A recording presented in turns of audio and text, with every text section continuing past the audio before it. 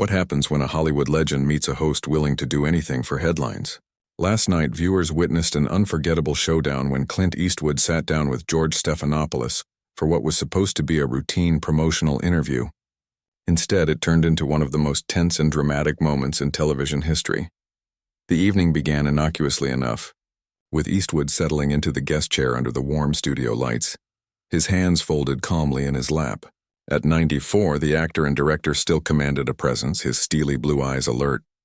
He was there to promote his latest documentary, a tribute to everyday American heroes, teachers, firefighters, soldiers, ordinary people who perform extraordinary deeds. But Stephanopoulos had a different agenda. With a practiced smile and deliberate precision, he pressed, "Your documentary celebrates American heroes. But in today's political climate, couldn't that be seen as exclusionary, especially given some of your past statements?" Eastwood's jaw tightened, but his voice stayed steady. "The film is about people who put others first," he said. "Ordinary Americans doing extraordinary things." Stephanopoulos leaned in, sharpening the tension. "But your definition of heroism has always been narrow.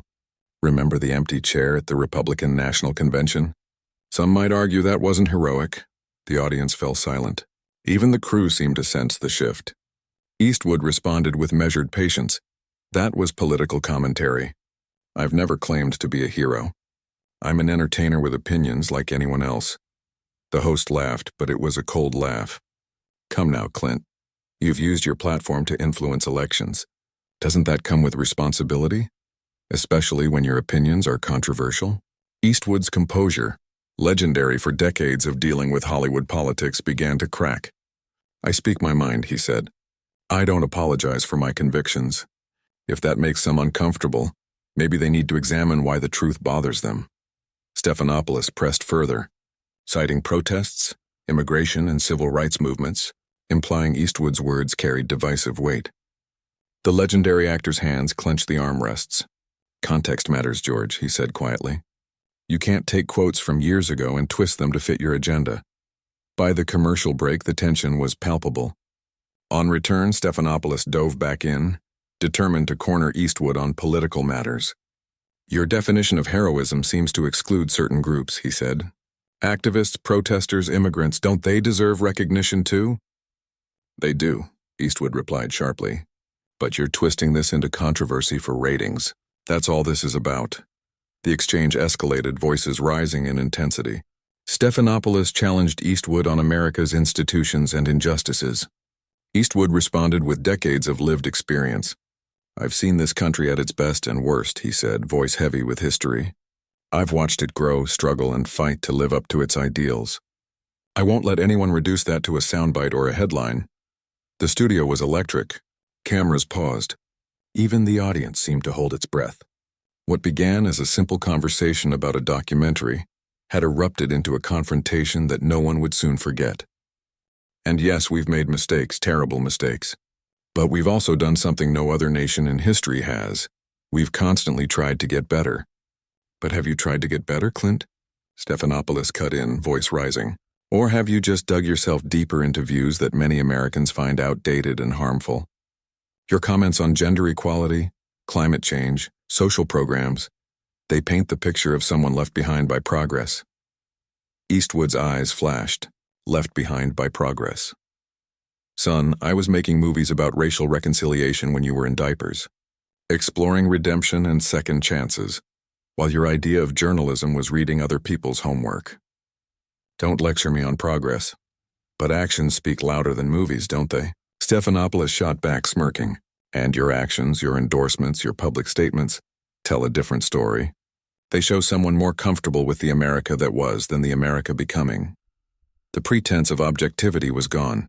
Stephanopoulos wasn't asking questions, he was prosecuting. Eastwood leaned forward, squinting. "You want to know what makes me uncomfortable, George? Watching journalists abandon the responsibility to inform in favor of pushing their agenda. Seeing the media become a weapon instead of a tool for truth." "A weapon?" Stephanopoulos laughed hollowly. "Coming from someone who's attacked environmentalists and civil rights leaders? What about the damage your words have done?" The tension hit a fever pitch. The studio audience froze, unsure if this was history or disaster in the making. "My refusal to acknowledge that times have changed?" Eastwood's voice dripped with contempt. Times change, George, but principles don't. Integrity doesn't.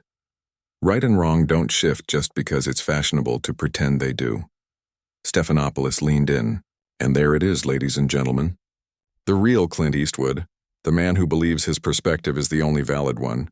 What gives you the right to decide what's moral for the rest of us? Eastwood sat motionless. His eyes glinted under the studio lights. Finally, quietly, what gives me the right? 94 years of living, George. Watching this country struggle with its demons and come out stronger. Serving in Korea, raising a family, building a career from nothing, making mistakes and learning from them. That's what gives me the right to have an opinion. Stephanopoulos pressed. But opinions aren't facts. Your experience isn't everyone's experience. Your America isn't the only America. And frankly, some of us are tired of Hollywood elites lecturing us. Eastwood's smile was a slow, chilling shake of the head. Hollywood elite, huh? Funny. Coming from someone who bounced from ABC News to a Clinton administration and back. You're right about one thing. My experience isn't everyone's. But it includes growing up poor during the Depression, digging pools, logging trees, being told I'd never make it because I was too tall, too quiet, too different, being drafted serving without complaint, making movies that explore the human condition, not just what's comfortable. Stephanopoulos tried to interrupt. Eastwood raised a hand like a gun. You invited me under false pretenses, George. Told my people this would be about a documentary, about honoring everyday heroes. Instead, you spent 20 minutes trying to destroy me for thinking differently. Stephanopoulos flushed. I'm holding you accountable. That's journalism. Eastwood laughed, sharp as broken glass. Journalism? Twisting quotes, taking things out of context, building straw men to tear people down. This is a hit job. You've been dishonest from the moment I walked in. That's not journalism. That's what's destroying faith in the media, the audience murmured. Stephanopoulos doubled down. So now you blame the media for asking tough questions? Nobody forced you to be here. Eastwood went cold, calm as death. Exactly, George. Nobody forced me to be here, and nobody's forcing me to stay. The realization hit the studio. Cameras scrambled, producers gestured frantically. Stephanopoulos' face turned pale. Wait, Clint, we're live, he stammered. Eastwood rose gracefully, handing the mic to the stage manager. You had a chance for a real conversation tonight. About the documentary about heroes. Instead, you chose spectacle over substance, controversy over conversation. As he reached the edge of the stage, he turned one last time. The camera captured him in profile, shadows carving his iconic features. No, George. I'm not running from tough questions. I'm walking away from a man who's forgotten the difference between asking questions and being a bully.